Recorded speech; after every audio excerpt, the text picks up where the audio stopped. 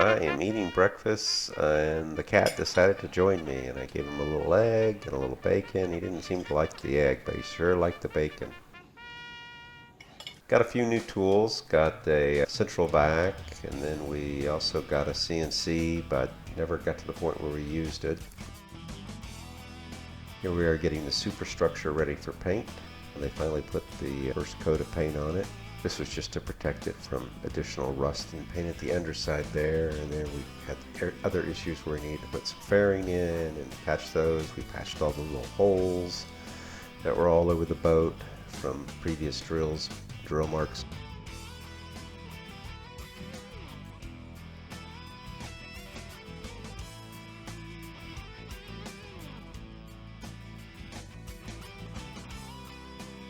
And there's the fixed paravanes, all faired and patched. There you can see some of the welding work on the other side. And then we fixed all the little supports all the way around and faired them up. Jeannie got busy doing some painting work.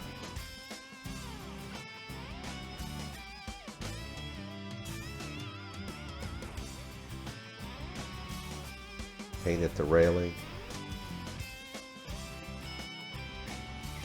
You can see some water spots there, which we eventually come back and put some more fairing in to try to keep water off.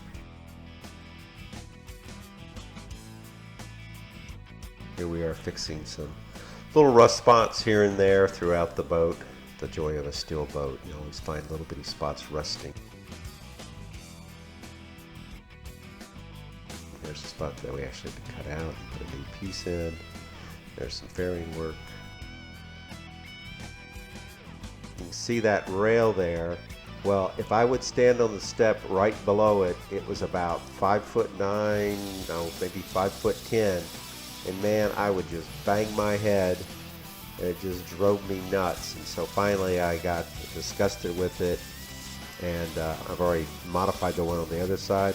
But I came in, and it was, I don't know, probably about maybe a 3.5 inch piece of steel there, but just went up as high as I could and cut that whole round front part out. But once it was done, I think it's like 6 feet and a half inch. But anyway, I can now go up and down the stairs without banging my head. I can't tell you how many times when I would forget going up that or going down that, I would clonk my head on that stupid steel. Then I got a piece of round rod and put it in, and there you can see it fixed on both sides, and looking up you can see it, yeah. And then here we are putting some fairing in to smooth it out, make it look nicer. Finally some primer paint to protect it.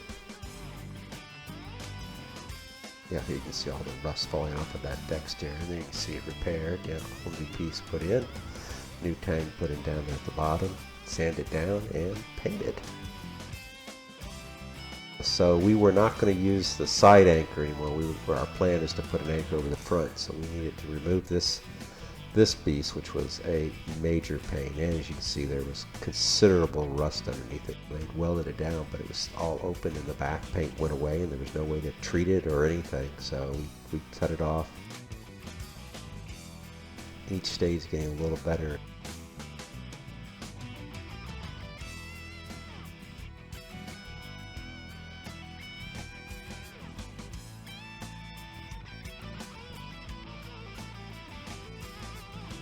Working on the stairs some more. Not really sure where that repair was, but it looks like it's part of the stairs. It's all welded down and nice.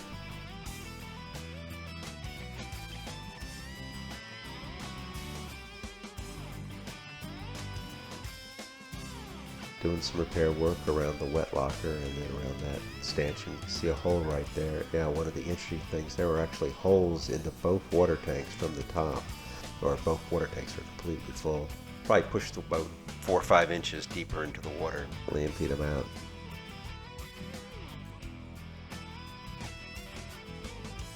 Working on repairing that door. It had quite a few rust holes and rust spots. Just it had been beat up and still needs some more work on the bottom.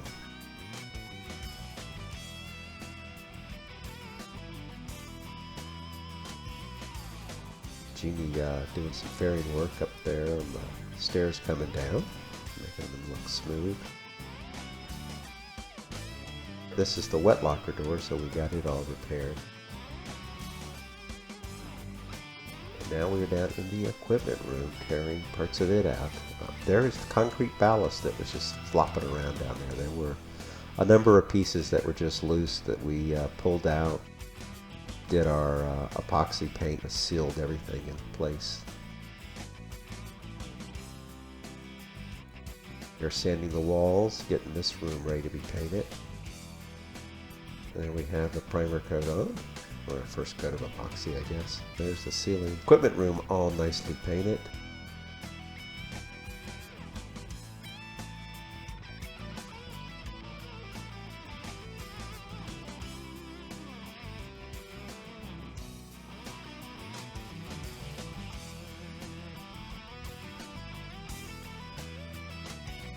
And now we moved into the engine room, one of the kill cooler lines. And there you can see the shaft housings. That exhaust hose there, when I started taking it apart, crumbled in my hands. I mean, it was incredible how I mean, I could just take my hand and poke right through the wires and have big holes. I'm shocked it did not start leaking when we took the boat from St. Augustine. Here we have some Halloween decorations up. Gotten that new plasma cutter, and I decided I would try it out on the back, and it had a much stronger air jet. I knew stuff was going to be going through the porthole, which was wide open. I was probably about halfway through cutting out the piece I was needing to cut out when out of the corner of my eye I see some flame. So I stopped and I look, and now I can see quite a bit of flame in the master bedroom. Jump off the ladder there and run into the master bedroom. Plasma cutting had fallen into a trash can that had some diesel fuel soaked pig blankets. I grabbed the bottom of the bucket and I'm carrying it, and I get it through the first door, and I get it to the ladder, and I try to throw it clear of the boat, but I end up hitting the railing and it just goes tumbling down the ladder. And as it goes tumbling down, it's, plastic is peeling off of the trash can and setting the wood on the ladder on fire, and it gets all the way to the bottom. I need water. Well, we'd been using water up in the pilot house. That's where the hose was. Okay, I gotta go run all the way up there, undo the hose, throw it down, then run all the way back down. I'm having to run through the area that's on fire. I get the water turned on and I'm heading back. I spray it all off and it goes out right away. If I had taken a half second to look around the room when I first spotted the fire, I would have noticed that there were like 3 fire extinguishers sitting on the forward wall of the master bedroom within 3 or 4 feet of the trash can that was burning. From that point forward, anytime we did any more welding or any more plasma cutting, we always had fire watcher, a fire extinguisher, which we knew exactly where it was, so that if we had that issue again, we would be able to put it out much quicker than all the rigmarole I went through. Here we are back in Houston. Oh, I guess I had a work trip back there before retirement. There we go, Kima. Got back to work here. Those are the steering bar shafts, and looks like we're repairing the rear steps here. Visiting my parents in Atlanta. Christmas display show. Merry Christmas. Oh, and our son made some wonderful desserts. There's our daughter in her manty pajamas. There's one of Nick's cakes.